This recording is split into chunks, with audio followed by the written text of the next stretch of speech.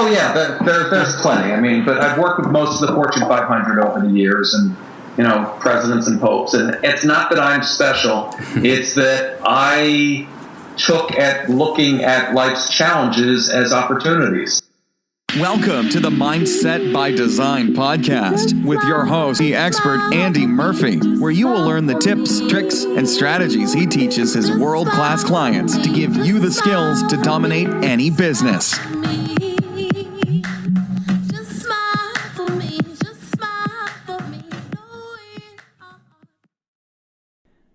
What's going on, Mindset by Design crew, and welcome to episode 293. Hope you're amazing as always. I really do. And today we have another amazing episode of the best of Mindset by Design, the best of MBD.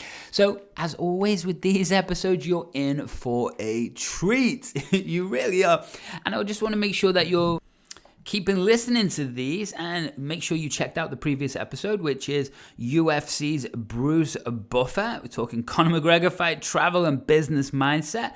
Episode before that, we've got multiple-time Joe Rogan guest and one of the top health guys in the world, Ben Greenfield, and he talks about his morning routine. So make sure that you're checking out the two previous episodes, as they're pretty awesome. They're pretty awesome. And speaking of awesome, today might not be a gentleman that you've even heard of, but the people that you follow and look up to in the world definitely know Jay Samit. It's quite crazy. I'm going to actually give his resume or bio out in a minute. I'm going to do that for a reason, because it's quite mind-blowing. It's quite mind-blowing who he's worked with in the past, and you're going to learn all about him in today's episode for sure. A really humble, nice guy. But check this out.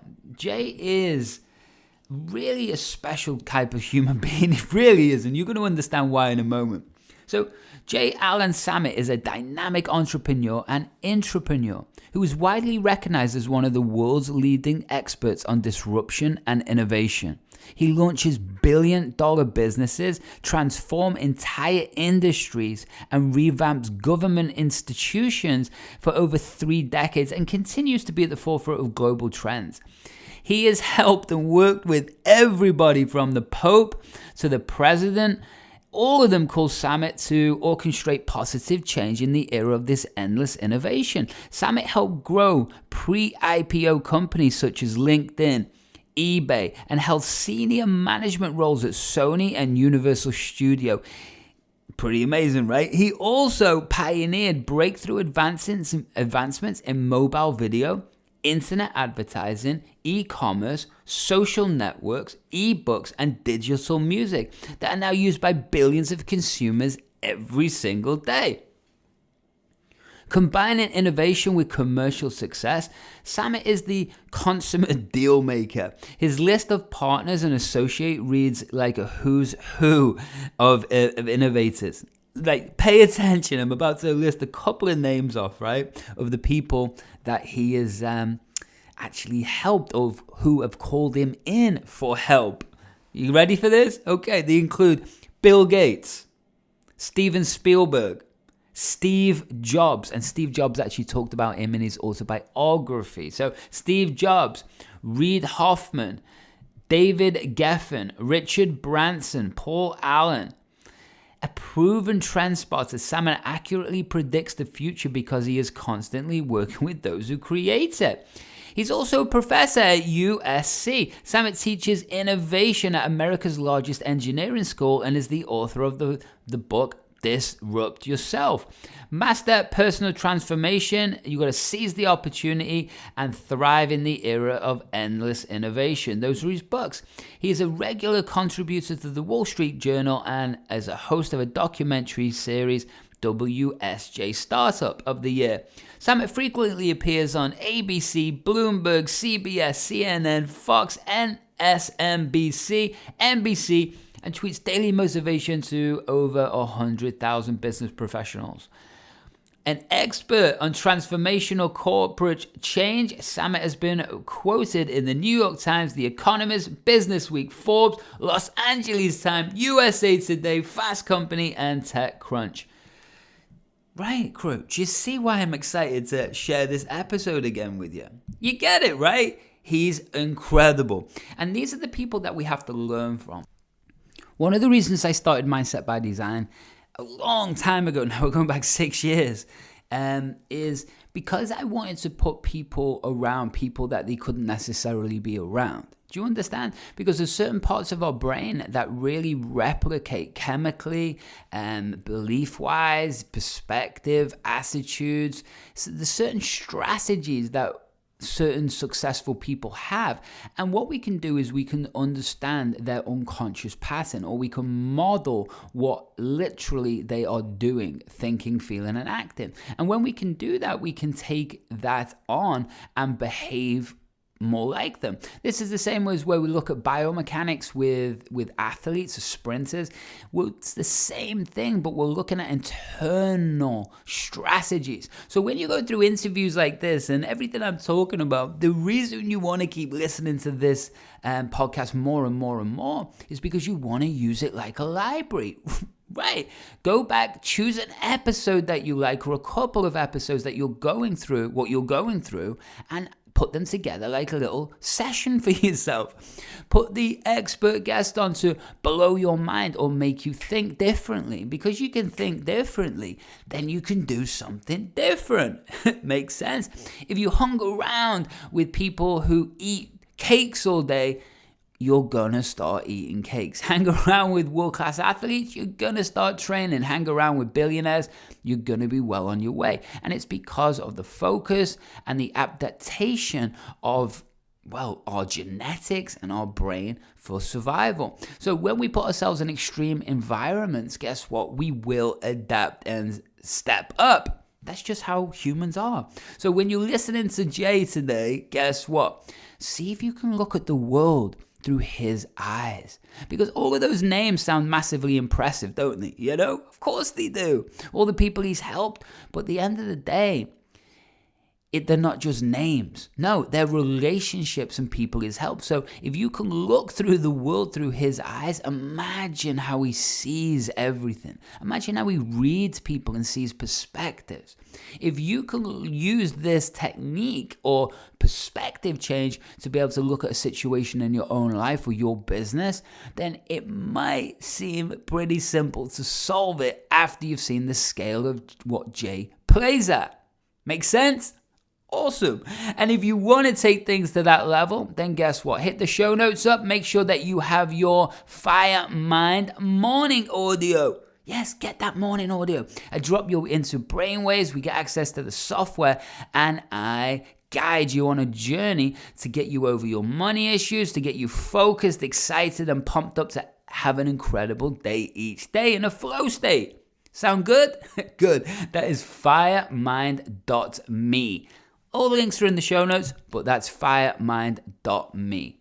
If you want to go and find out exactly what the FireMind experience is, and you want to learn why entrepreneurs are coming together and igniting this place, and if you want to learn what the FireMind formula is, and why it's going to change your business and life, then guess what? You need to head over to the show notes, and you definitely need to head over to firemind.me/apply for FireMind. So apply-for-FireMind. So firemind.me/apply for FireMind. Hyphen in between each of those. Or hit the show notes up. But that's going to show you exactly what the FireMind experience is and why entrepreneurs all over the world are coming into this. And this is, man, it's 19 years this year I've been doing this, and I want to share all of these strategies and secrets with you that I've been teaching for 19 years to the best in the world to give them absolute world-class mental performance. That's it. If your brain is not programmed to see what you want, it's not going to happen. It's that simple. So switch on, get in a flow state, and take your game to a whole new level. Hit those show notes up, and make sure that you're hanging out with me in the Facebook group. Just type in FireMind, type in my name, or it's /Andy Murphy Mindset, and you will find the FireMind group. Beautiful. Should we get on to this episode? Thought you might say that. I know you're going to love it. Hit those show notes up, find me in the groups, connect with me somehow, and enjoy getting to know Jay Samit.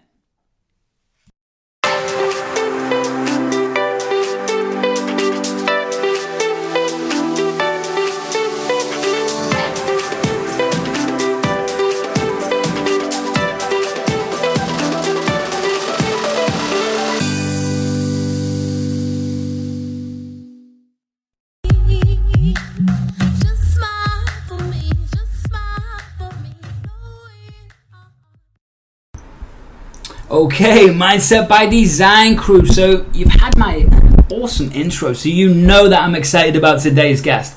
I really, really am, because this is a gentleman that plays at the highest level, which also means his network is at the highest level. So, Jay Samit, how are you, sir? I am fantastic. Thanks for having me on the show. Oh, I'm excited. I really am excited, because we've had so many different people on here. Everyone's been truly world class, but you really are playing at the top level to do with your industry. I mean, there's probably not. Is there a company that you haven't worked with out there? Oh yeah, there's plenty. I mean, but I've worked with most of the Fortune 500 over the years, and presidents and popes. And it's not that I'm special. It's that I took at looking at life's challenges as opportunities. And the second you turn around and realize the more problems you have, the more successful you'll be, then life becomes just a lot of fun. And I've had more fun than anybody should be laughing. I love it. Do you know what? I just reread a book that started me on this journey 13 years ago, because I arrived from Liverpool in the UK, where I'm originally from, and I arrived in Sydney in Australia, and one of the first books that got given to me was Think and Grow Rich, classic. And Napoleon Hill, great book. I just reread it, and what was crazy about it is you're reading the principles and you're going, this is all I teach, just in different words. Yeah, well, he was onto something, and the most basic in Disrupt You, I talk about it, is you have to start with a positive mindset. Right. And as cliche and trite as that seems, I've never had a good idea told to me by somebody in a bad mood. Right? So if you're going to wake up and start your day off miserable, you are putting blinders on for opportunity. I'll give you a great example. Cool. You're in Florida, I'm in LA right now. Have you ever been at an airport when your flight gets canceled? Yeah, many times. Okay. Bums you out, makes you annoyed, whatever. Yeah. Here's how a disruptor thinks about it. So a guy I did business with, he's sitting there, and he looks around and says, wait a second, I'm not the only one. There's all these other people. He does the math in his head, how many people, walks over, finds out what it is to charter a plane, and holds up a sign and says Virgin Airways. And that's how Richard Branson, a music guy, started an airline, because he and his girlfriend got stranded in Puerto Rico. Right. That's that easy. It really. I remember that story from his autobiography. Yeah, that's. But it really is that easy, right? And Richard has started 8 companies, each that do over $1 billion in 8 different industries. And he didn't go to university. He wasn't part of the posh in crowd. Right. He went out and just did it. And so I've had the good fortune to work with people like him and Bill Gates and all these amazing people. Yeah. And you start deconstructing how they did it. And the first step to disrupting yourself is to really stop saying what you can't do. And I talk about it in the book. When I was a little kid, my mom wanted me out of the house early for whatever reason. So at 4 years old, she lied, and she forged my birth certificate. Oh, I apologize. Let me That's shut okay, buddy.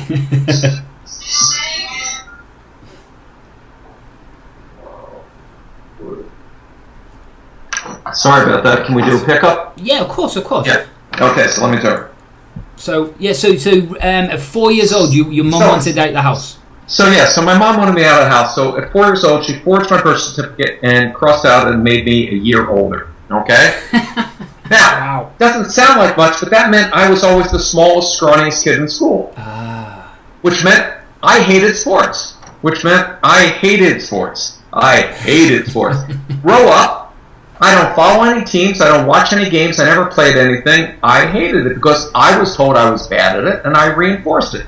Right. Let me give you the opposite. If you look at Canadian hockey players, they did a study, And the majority of your big stars in Canada were born January, February, March. This wasn't astrology. This wasn't the planets aligning. They were after the cutoff date for the school system up there. So they were a year bigger. It's called the Matthew effect. To those that have much, much will be given. So here these kids were told from a very early age, you're really good at hockey. Well, if you're told you're really good at something, then you'll spend more time doing it and you'll get better. And lo and behold, you become a grown-up hockey star. So the point is, we internalize what our environment says, and we have to stop and say, wait a second, we are as limitless as the universe. What do we want to accomplish in our lives? And if you really want a wake-up call to anybody that's listening, I ask you just one simple question. Are you living the life you want or just paying bills until you die? Right, I love it. And if you only believe that you have one shot, wouldn't you want to do the most that you can? I speak all over the world and work with entrepreneurs in all over. And when I meet people that are in their 70s, 80s, even 90s, they never complain about their failures. Their biggest complaint in life, their biggest regret, is that they didn't try something that they wanted to do. So why give up your dreams listening to people that gave up on theirs? And once you start on that journey, what I do in Disrupt You is give you the tools to make this very practical ways to be successful. Beautiful. Beautiful. I love that. So where did this book born from? Because how long have you been doing this? Like, let's rewind. Let's press pause there for a second, because I love where you're going with this, Jay. It's really appreciated. And so, are your parents entrepreneurs? Where did this start from? So I grew up a very standard life. My dad was a public school teacher and later opened a mom and pop sandwich shop. Nice. But I got out of university and there were no jobs. It was a recession. Right. So I had lived up to the social contract, get good grades, go to good school, do what you're told. And then all of a sudden, no one cares. And I'm like, oh my God. And I made the added mistake, though it was the greatest mistake of my life, of becoming a father very young. Gotcha. So now I had, mouths to feed. There's no jobs. So I mailed away for $1 and had some business cards printed for my made-up company that I worked for. Right. And then I went out and hustled. And when you suddenly are able to sign and do $1 million deals, you go, wait a second, this is a lot more fun than taking a job. So had I never had the adversity of no job, right, I would have never dug down deep to see my potential. I love that. Do you think that's where a lot of entrepreneurs go wrong? Because they try and stay away from that pain, or they get stuck in that pain for too long? No, I think most of your successful people have learned the difference between failing and failure. Right. Everyone fails. Failing is part of the process. Mm-hmm. You're figuring out what doesn't work. Failure is giving up. You'll never know how close you are to your dreams if you stop the day before you're successful. When I talk to VCs in Silicon Valley, mm-hmm, there is not one that doesn't tell the story of the company they were about to shut down. It was horrible, da-da-da, and lo and behold, boom, it's their biggest success. Wow. I'll give you a great example. Awesome. Three young guys 10 years ago had this brilliant idea. It was flawless, could not fail. And the idea was this. Online dating was always still pictures. What if you put up a video? Because now there was, the capability of videos on, right, the internet. And you could see that it was current. You could see, the person wasn't 20 pounds more out of weight or whatever. Right. So they built this website called Tune In Hookup, and they were sure they were going to be a success. And guess what? Nobody wanted to date any of the people to put up videos. It was a complete failure, except people found the videos kind of funny, and they would tell their friends, you got to go see this video. And before long, they changed the name to YouTube, and they became billionaires. Is that right? Is that where it started?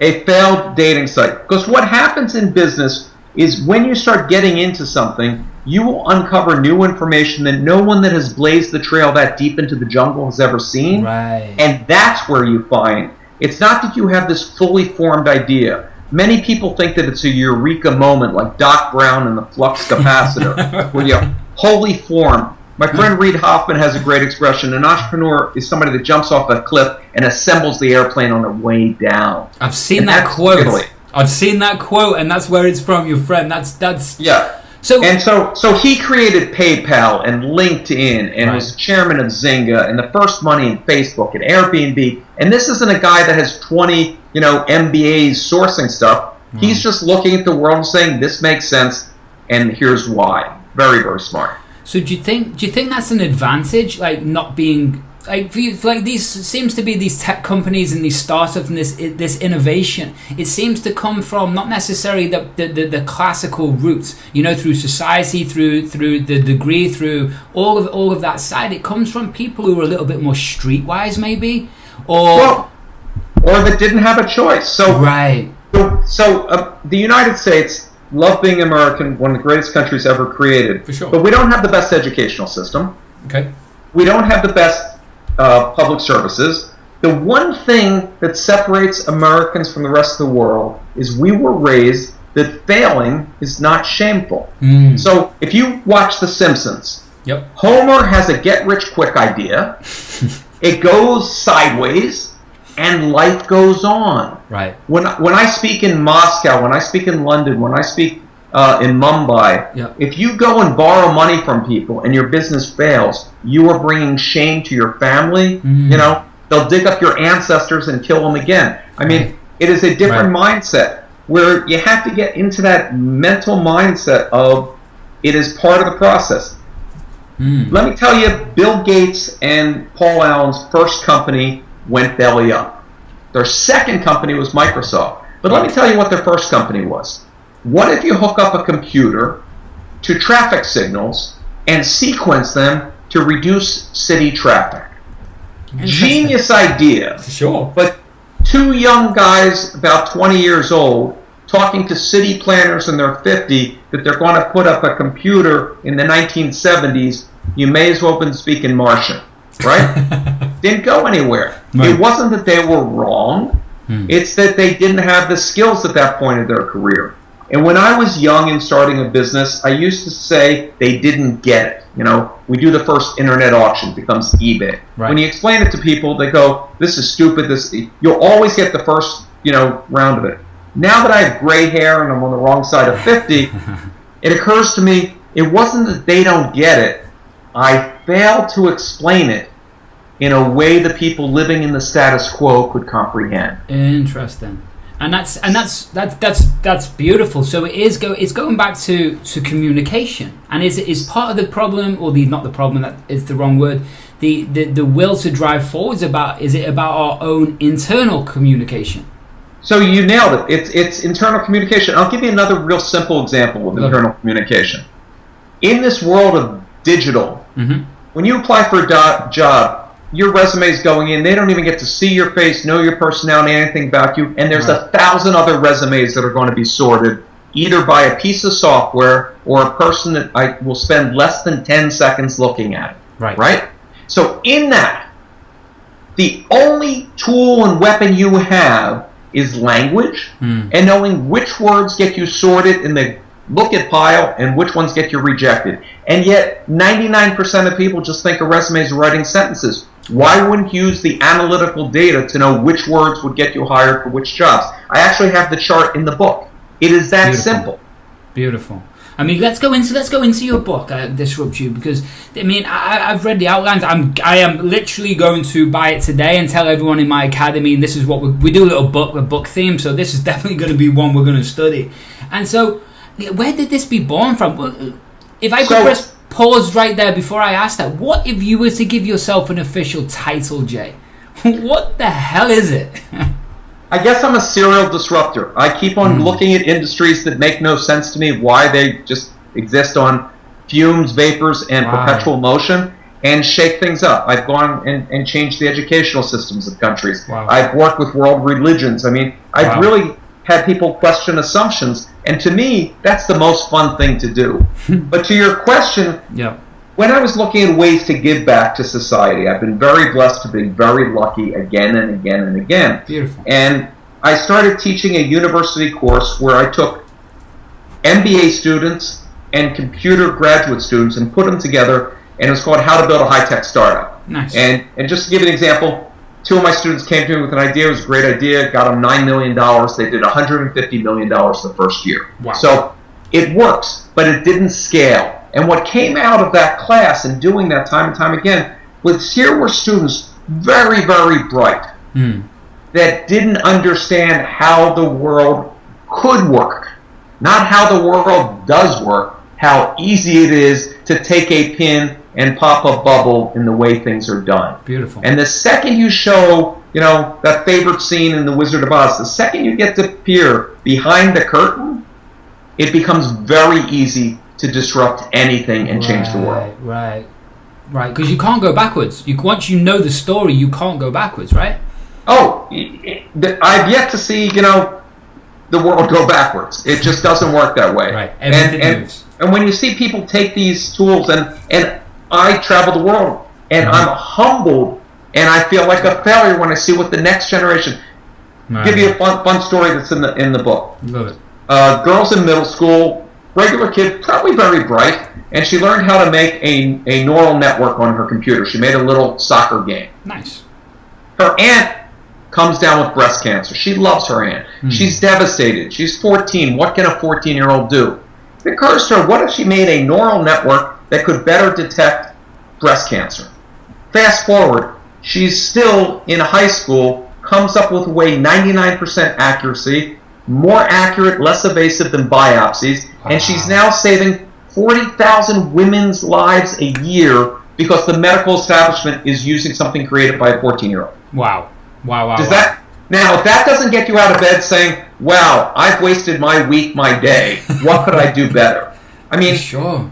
Why would you show up at a job that you hate? Why would you give up 40 hours of your life that you're not getting back? When I'd rather work 80 hours a week at doing things that I love. I mean, I don't play golf. I do this because I love it. I love the idea that we're having the Internet of Things, autonomous vehicles, 3D printing that can print meat or tissue or medicines.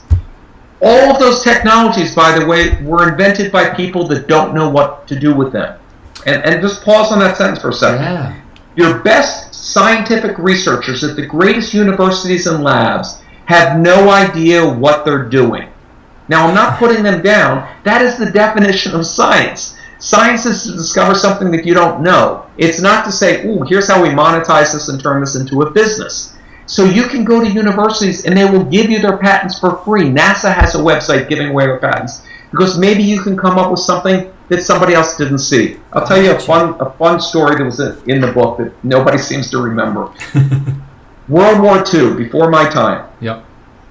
The Japanese have Southeast Asia covered, so the U.S. and the Allies can't get any rubber. That means no tires for Jeeps. That means no boots for the troops. They need rubber. So the best science labs are trying to make synthetic rubber, trying to come up with something. And they came up with something that is all the same viscosity, temperature, heating, everything, but it couldn't hold a shape. So they send these samples. It was invented by GE all over. Nobody can do anything. They spend millions and millions, and it's just sitting there.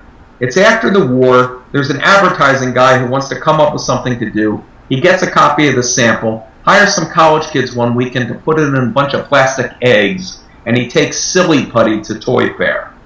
Wow. 300 million eggs later, they finally found a practical use for silly putty. NASA uses it to hold objects in the space shuttle and stuff from floating around. Wow. But the point is, here was something that was discarded by somebody else. Okay?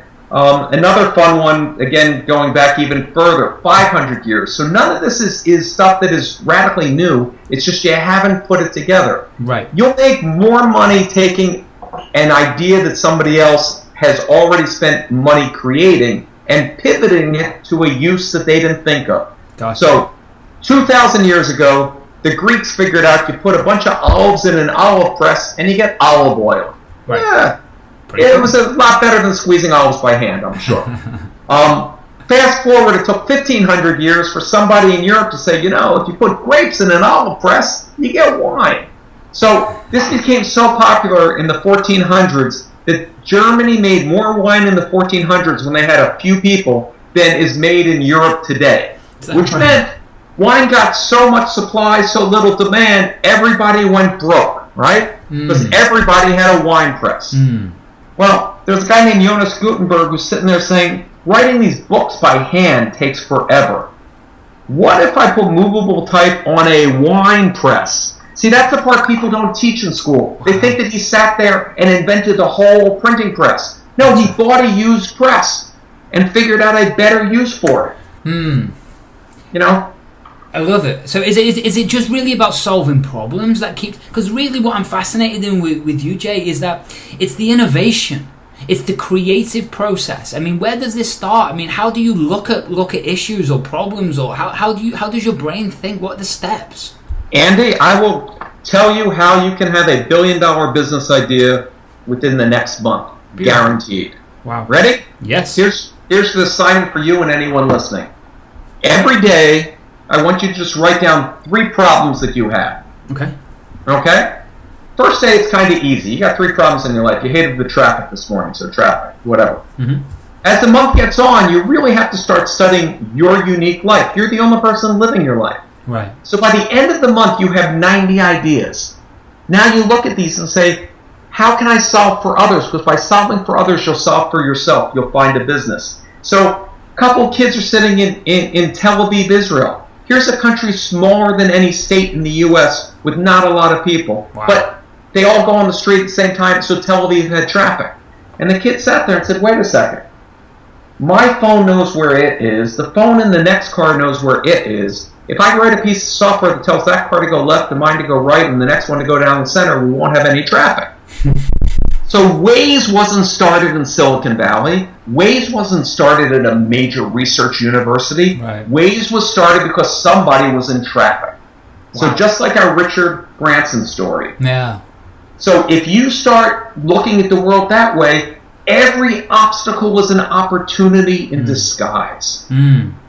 So if you have a really bad life with a lot of problems, congratulations. You have the better opportunity. If you're rich and everything's fine, you don't have an original idea in your head. Right. And have you met those people? Yeah. An aside that's not to the book. Favorite sentence of my life of the past 2 years is, and I won't out who this person is, but somebody very famous married somebody who was very wealthy and grew up with a silver spoon. Okay. And she was saying to me when I flew in to meet, she goes, oh, you flew commercial? My kids are dying to fly commercial. All of their friends have. Oh my God, that's amazing. And I'm like, wow, that came out of a human being's mouth. I can't even deconstruct it. That's amazing. One less person to compete with. Well, for sure, right? So, with all these places that you travel to in the world, who are the happiest people? And why do you think they are? Happy's interesting. Because there's many definitions of happy. For sure. So, content is something I will never be, but that doesn't mean I'm not happy. That's interesting. So the people that I find the most happy are those people that feel that they have a purpose. Okay? So the purpose in life is to have a life of purpose.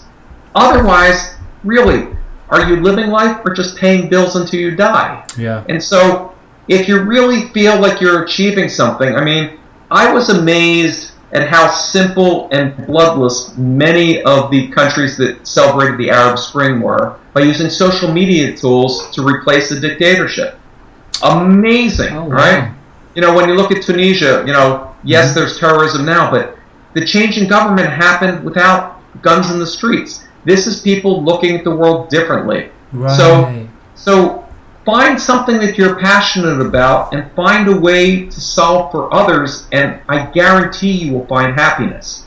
I love that. I really do. I think that's life can be simple, right? And we make it so complicated, and not everyone. I don't personally think everyone's supposed to like change the world. You know, we're all designed for different purposes. I mean, what do you feel your role is on Earth? What are you here for, man? So here's my, you know, how I'm paying it forward, and I'll get on my soapbox, Koshask, and this is part of why I think Disrupt You is so important to spread the word. Yeah. We now have a generation coming up of millennials and Gen Z, 2.3 billion people. That is more people in one generation than were on the planet when my parents were born. Wow. There are not jobs for 2.3 billion people, okay? Yeah. So when I look at ISIS, when I look at Ferguson and Baltimore, when I look at these things happening, this isn't race or religion or culture. This is a lack of jobs for people under 30 that are filled with testosterone. It only took a few rebel rousers after World War I in the Weimar Republic to kill 80 million people and throw the world into World War II. Wow. So unless we teach people how to disrupt their assumptions that the world isn't going to give them a job, they have to create the job. You know, since 2008 in the U.S., there's been lots of jobs created. None came from corporate America. Of the Fortune 500 companies, this is the 60th anniversary of the Fortune 500, only 57 of the original Fortune 500 are there. So if you think getting the job at the big company is going to make you safe, it's not that security robs ambition, it's the illusion of security. So I selfishly want to live in a world that is peaceful and prosperous. We have all the means. You're one click away from 6 billion people. You only have to be right for a nanosecond to be a billionaire. That's why there's self-made billionaires in their 20s. Why wouldn't you want to share and teach and empower people to make the world better? That's beautiful. And it really is. Do you see like a huge shift going on still? Because people talk about this shift in consciousness and all the rest of it. But do you, because you travel, I travel too, and I see this next generations that are coming through. There's something different about them. You know? So you see both extremes. Yeah. You know? Yeah. I see people that are so far from the mainstream as far as geography, access to wealth, capital, whatever, right. Creating an app, getting on the internet, getting knowledge in their hands, and changing the lives of their community. I mean, micro lending in Bangladesh, which is now spread through to Central America and Africa. I mean, a guy started with $27, and that $27 has turned into hundreds of thousands of loans, and he loaned to women, not to men, because he knew that women cared about the family and long-term prosperity. And he got the Nobel Prize. So there's change all around. So you can focus on, oh, woe is me, or you can say the only people that ever made a difference were people that tried. Yeah, right. And that's simple, right? And at the end of the day, we don't know who's going to pick up that phone and change your life tomorrow. We don't know who we're going to connect to. And so, I mean, I talk about in the book, and this is, you know, I'm much younger. I have a software company with less than 20 people. I'm just raising my 2 sons, doing my thing. Right. And I get a phone call from the President of the United States. Now, for the first 5 minutes, I think it's a friend doing a Bill Clinton impersonation, and I'm giving the most powerful man in the country, in the world, a hard time because I can't believe why is the president calling little old me. Oh, that's hysterical. But I had been writing about that I believe that the internet could be equal access to knowledge and education for all students and make all schools equal, and I wanted to see an internet connection in every classroom. Beautiful. And I tell the story in the book, but to fast forward, in 18 months, that dream came true without $1 of taxpayer money. Wow, really? And that's amazing. And it was the most empowering thing of my life. And once you realize that you can do that, shame on you for not continuing.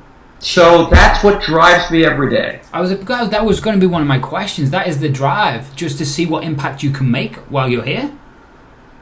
Isn't that what drives all of us? It should be. Why else live our lives? Yeah. And we get so caught up in the things that don't mean things, you know? You know, spend time talking to the generations before us. Find somebody in their 80s or 90s and ask them one simple question. Yeah. What do they regret? Yeah. And they won't regret a single one of their failures because that taught them things and sent them on the path that became their life. What they regret is the chances they didn't take. It's amazing, right? That's a whole different topic I could go down, but it really is. I mean, do you see? I see this huge shift again in culture, meaning that, like, because it was interesting you spoke about before, because I've read a few blogs and few articles, which, you know, you put out some brilliant information just about the shift in things are becoming free now.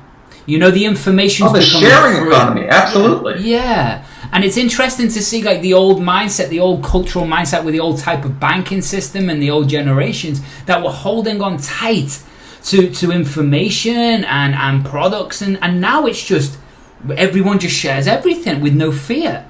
I mean, and it makes for new opportunities. Right. I mean, yes. When I speak around the world, one of the questions that I ask the audience is I ask people to raise their hand if they own an electric drill. Do you own an electric drill, Andy? No, my girlfriend does though. Okay, there you go.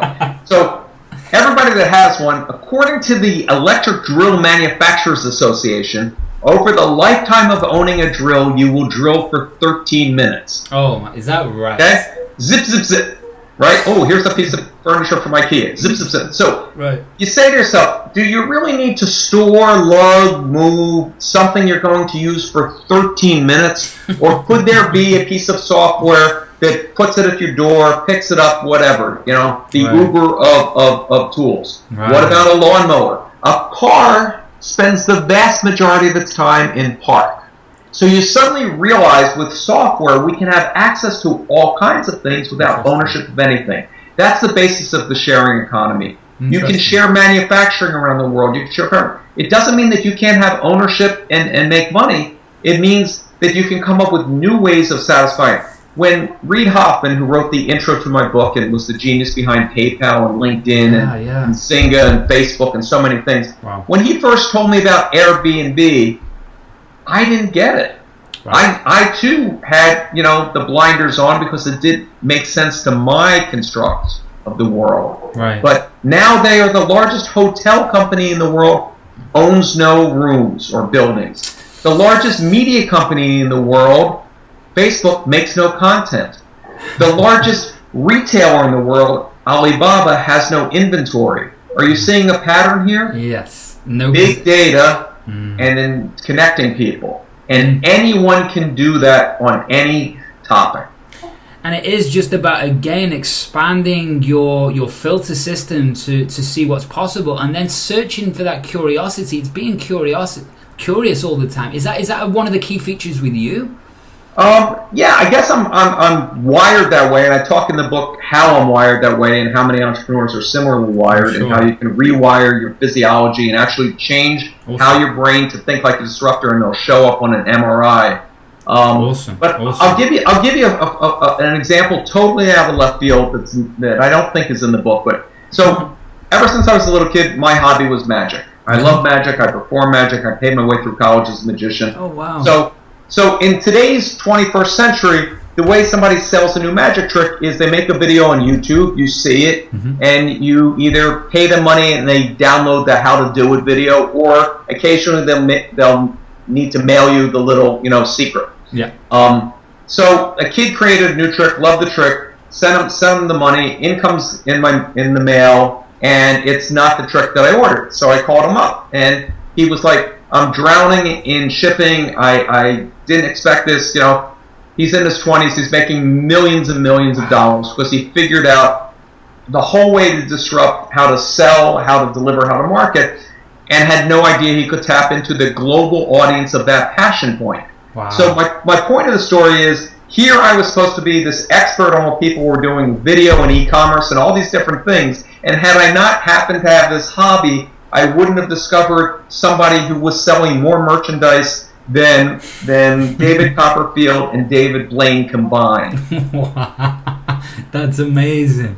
You just don't know, and that's the whole point. We talk about the 6 degrees of separation, but maybe it's less than that now. Oh, with LinkedIn, you're one click away from whatever piece of information. Right. So I'll give your listeners another great point. I love your stories. There was a young guy working at an ad agency in New York, and he thought it was a boring agency, and he wanted to work for one of the great creative directors, the people to make these amazing ads, and he knew who they were because they're giants in their industry. Right. How do you get from being a no one to getting noticed by these people? So it occurred to him one day when he was Googling his name that everybody Googles themselves. But most people's names aren't being bought. You're not, Britney Spears. So for $5, he bought the keywords of these 3 creative directors' names and basically I'd like to work for you. And within a matter of a couple days, all three had seen the ad, clicked on it, seen his resume, and called him in, and he got his pick to work for any one of them. All three made him job offers. Wow. That's genius. $5, right? So there are tons of these practical steps in Disrupt You. This is the time when anybody can do it. And it's not just about technology. It's if you're starting a restaurant, a clothing line, right, consulting business. It's how to deconstruct the value chain of business and attack each slice of it slightly differently than the way you've been taught. And this is the practical advice from dozens of the world's self-made billionaires that, have done and used this process. It's brilliant, man. So it takes away the concept of, like, again, the belief system around people, the old school. Again, it's like my parents' mindset. Very working class background where I come from, and again, there wasn't many opportunities around for work and stuff, but again, there were. It was just that was their belief system. When they look at people with wealth, they separate themselves from it and think, oh, those people were lucky. So what do you define with luck? Is it a complete self-made thing? Is there an air of luck as you're building these high-level businesses? What's your stance on that? Well, I like to say I get lucky again and again and again. So the harder I work, the luckier I become. Interesting. So you absolutely have to bless the kismet, the moment, the things that swing your way. Right. But let me give you the other side that people don't realize. Mm-hmm. I fail more than anyone you'll ever meet. Yeah. Every one of these successful businesses wasn't the only thing I was doing, the only thing I was trying. It was an iterative process of keep on working and trying and doing, and something sticks and something grows.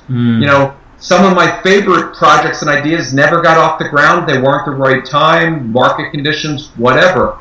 But you learn from each of those experiences. So people just notice that one success. They don't notice that, the company that launched Angry Birds and made like $5 billion off of it. It was their 30th game. Yeah, right. They were almost out of money, but they didn't stop. Thomas Edison, he had 1,000 ways before he got the light bulb to work. Yep. So it's not giving up. It is moving forward. Yeah. I think it's something we teach in I keep going back to NLP, but it's just the foundation for everything. But it's the failure, not feedback. There's no such thing as failure, only feedback. And 100%. Yeah, when you fit that loop in, then it does become constant. It becomes, life is a game, And for you, do you treat it like that? Do you have fun with everything? Oh, every day. I mean, it's awesome. Nothing makes me more excited than when somebody tells me their new idea and I go, oh my God, why didn't I think of that? Something that is so obvious and so big. And I'm holding one in my hand that somebody handed me at a speech this past week. Awesome. So I'm holding a pill bottle like you get from the pharmacist, right? Yeah. And the only difference is this person put a very cheap digital clock in the lid, in the cap. Every time you close the cap, it resets. That's brilliant. So, did I remember to take my pill at lunch? Grandma, did you take your medicine today? Brilliant. She can pick up the bottle and say 12 hours. Oh, I haven't taken a pill in 12 hours. Or it can say 4 minutes. Oh yeah, I took it 4 minutes ago. How many lives will that improve, save, whatever? The cost is pennies different. Wow. His patent will make a fortune. And come on, don't you just stand there and go, why didn't I think of that? Oh, for sure. And you don't have to be an engineer. You can hire the engineer. You can hire the factory to make it. The only thing you can't hire in life is drive and persistence. That you have to come up on your own. That's why I tweet at Samit. I tweet daily motivation to keep people motivated. To just put in one more day, get one thing further. And people go, like, I've done 10,000 of these little J-isms. Why? Why do I still do it? Because I got to tell you, I have my down days too. Of course. And there's nothing better than when I get that email, that tweet, that Facebook from somebody I don't even remember meeting or may not have met directly. Right. It says, Jay, you gave me this piece of advice and it changed my life. Jay, I did this. And I go, oh my God, I can't believe I had an impact on somebody that way. I'm humbled by the platform that I now have. I have one of the largest business followings on Twitter. Beautiful. And I take that not as a boast, but as a responsibility. Yeah, nice. I love that. I also love that you're just so humble, dude. After everything that you've accomplished and been through, and do you find that the case? The higher up you go, the more humble people are. Like with you dealing with like people like Richard Branson and these creators of these ridiculously huge tech businesses. For the most part, they're some of the most generous people you ever meet. Yeah. The ones with all the ego and the treat the waiters poorly and all that, yeah, they're just posers. A friend of mine has an expression, LA is filled with those type of people. Oh, yeah. And he calls them $30,000 millionaires. And I thought that's like the greatest expression. It is. But no, I mean, people have been so generous with their time. I mean, I hate to ask a favor of a person. And when I asked, Reid Hoffman, who, created all these amazing, first money into Zuckerberg's hand. I mean, he's picked more winners than anybody. Would he write the introduction to Disrupt You? When he said yes, I literally had tears because he's the smartest person I've ever met. And why does a guy worth, $7-8 billion need to take the time to write something for me? Because he believed in the message too. And that's what so touched me. That's amazing, mate. It really is. And I think it's also, maybe that's the team or the people that you're attracting around you or you're allowing into your life, Maybe that's the quality of the people. Well, that's the one advantage that success gives you compared to anything else, is you can decide who you have to spend time with and who you never have to talk to again. I like to say, there's nothing wrong with burning bridges. It stops the crazies from following you. Nice. Nice. You will turn into the people you hang around most with. Oh, for so sure. if you want to change your life, you need to start changing your environment. I mean, absolutely. You ask a person where they want to be in 5 years, and if you know the end thing, you can back from that date and work backwards. I call it packing a disruptor suitcase. Nice. When you go on a holiday, you don't go that you're going to go to Hawaii. You're not bringing your skis. You're not bringing your parka. You're not bringing your washer and dryer. Right. You're just bringing those things that will get you to your destination. So your career is the same. You need to have a disruptor suitcase. And if you can start thinking, what don't I have? Well, I guess I need to get it. If I want to be a doctor, I have to go to med school. Well, if you want to do something else, maybe you need to find a mentor. I have a whole chapter to show you how you can get these amazing people to mentor you. Beautiful. I didn't get a mentor till late in life, but he was so astounding in what I learned from him and how to treat people and how to really embrace positive change. He was the kind of guy, his name's Ken Berry, the people used to joke behind his back. When Ken had to fire people, they'd come out of his office going, now really is the time for me to leave this company. I'm really glad. That's amazing guy. There was no ego there. None. That's beautiful. So how do you keep, because we all go up and downs, and I deal with clients who are earning millions and millions and millions a year, and we're all human beings. My job is to make sure that no matter what their business is doing, I don't work on their business, I work to make sure they're in peak mental state to be able to perform in that business. Now, what do you do each day to keep yourself and driving and the right belief and all the rest of it? So there's 2 affirmations you have to start your day with. Cool. One is, the world will be better. Beautiful. And the second is, I have the power to make it so. And where that came out of it is I've yet to hear a good idea from a person in a negative state of mind. It's so true. So if you're in a negative state of mind, look at the world as tons of doors are open around you, but you're not seeing them because you're closed to any new information. The best opportunity could have walked right in front of you, could have sat next to you on a plane. I mean, I wrote a whole column about when to fly, in front of the curtain in first class. If you know you're going to some conference in some location where everybody on that plane is going to that conference, that's when you spring for the ticket, because somebody you'd want to do business with is most likely going to be next to you for the next 4 hours. God, that's genius. Simple, but genius. So, I mean, so those are the 2 affirmations that you start with. And so how do you continue that? On those times that you feel low or sad or overwhelmed or stressed, what do you use to pick yourself back up again? So it's about finding the right life-work balance that works for you. Right. I have 2 sons that I'm so proud of. They're grown up. Nice. Braggadocious father. 5 minutes with them is the biggest high in the world. My wife, I wake up every morning and cannot believe that somebody so loving and beautiful shares my bed. You know, getting vitamin D, as silly as it sounds, walk outside, change your environment. You will not come up with a great idea sitting at your desk. Okay? So, you know, I've developed a world that works for me. Yes. Those things are personal. They're not necessarily going to work for everybody else.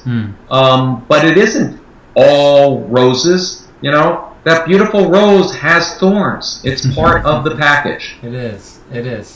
I love it. I love it. Thank you so much. I know you're a busy man, so we're going to let you go soon, buddy. But it's been real nice getting to know you. It's nice to know that whatever someone's level someone's playing at, you know, they're still human beings and they're still connected. And I found the same experience, and it's nice to see that all the changes that you're helping with the world, because you're still a teacher, right? Or do you still teach? Yeah, I still teach, and that's the book. The book came out of this epiphany that some of the most brilliant students, these graduate PhD students, and that could do all this engineering that I could never figure out, right, didn't have a clue of how the world is amorphous and can change. Like they thought that they had to get hired somewhere, and then you work X number of years and you'll get a promotion, and this whole illusion that there's security in working at a big company, when most of the big companies we know, 40% of those jobs will be gone in the next 5 years. Right. 3D printing is wiping out 320 million manufacturing jobs. Autonomous vehicles are wiping out another 100 to 200 million jobs. So the world's changing. So unless you figure out how to disrupt you, how to really master personal transformation and seize opportunity, you're going to be left behind. For sure. Is that the main theme of the book? What if you were to give like a mini, tiny little overview of the book? What would you say it's about, so people out there can listen, can go and grab it now? So Disrupt You, the tagline is master personal transformation, seize opportunity, and thrive in the era of endless innovation. I love it. It's divided into 3 parts. The first part is internal. You can't change the world till you start changing yourself. I love it. The second is applying those same 4 steps that changed you to looking at the business world differently. Beautiful. And the third is, once you've met your material needs in life and you still have a thirst, how to change NGOs and governments and institutions, global climate change, whatever issue, the big macro issues, how to apply the same thing to changing the world. And it's all interviews and tons of very tangible success stories from people that were no different than anyone listening, but they just said, I'll try. And that's the biggest thing, right? That's the biggest thing. It's just, if you don't know, you don't know, right? You don't know what you can accomplish. I love it. Thank you so much, Jay. Is there anything else that you'd like to leave the Mindset by Design crew with? A little message, or just about anything about entrepreneurs, anything that comes out? So I haven't publicly shared this, but this has been so much fun. So there's on jsamit.com, there's the video trailer for the book. It's really fun. It's really good. But buried in there, which you didn't notice, are some clues to a puzzle. If you solve the puzzle, the prize could be priceless. It is me consulting for free on your business or your career. Whoa. So I challenge anybody to go through and have fun with it. The same videos on YouTube.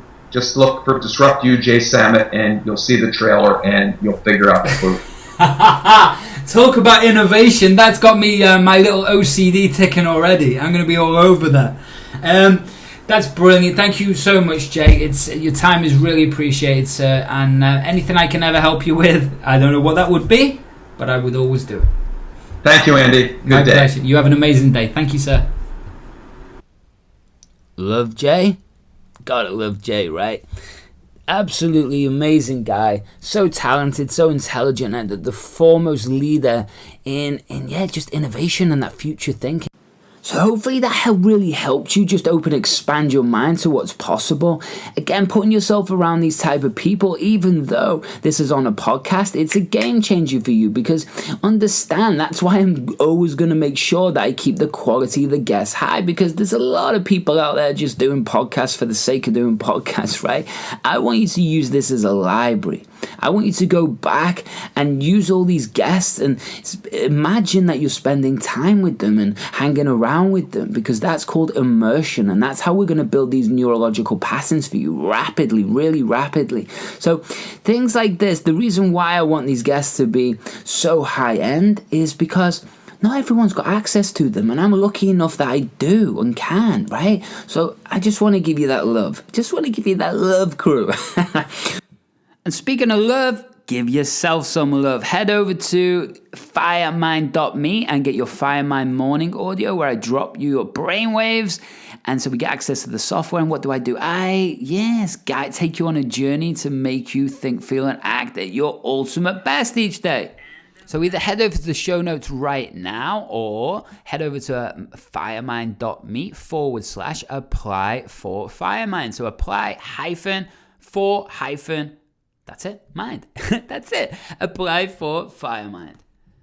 So go and do that right now. And on that page, you'll get a good look at everything involved. And you can also go and check the training out. You can go and get yourself the audio there. And you can go and also apply to have a chat with us. So it tells you all about it and even gives you a little taste of what's in the training. So make sure you go and check all that out. And speaking of checking out, until the next time, much, much love. Go and have an amazing week. And, one more thing.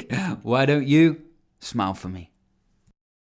Thanks so much for listening to today's episode of the Mindset by Design podcast with your host and NLP expert, Andy Murphy. We'll catch you next time.